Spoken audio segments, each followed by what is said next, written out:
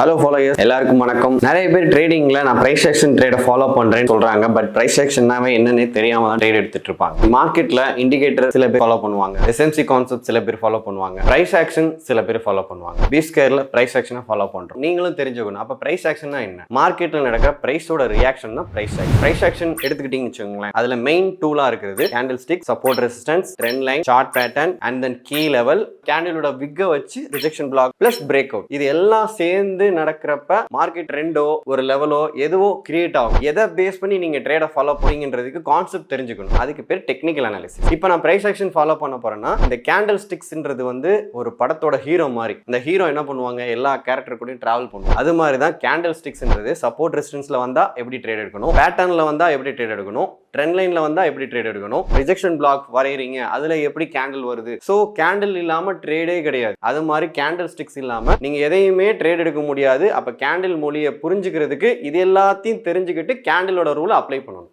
அப்ப பிரைஸ் ஆக்ஷன்ன்றது கேண்டில மெயினா வச்சு மற்ற டெக்னிக்கல் அனாலிசிஸை மெர்ஜ் பண்ணி நீங்க ட்ரேட் எடுக்கிறது. ஸோ பிரைஸ் ஆக்ஷனை பத்தி தெரிஞ்சுட்டு ட்ரேட் எடுங்க. தேங்க்யூ.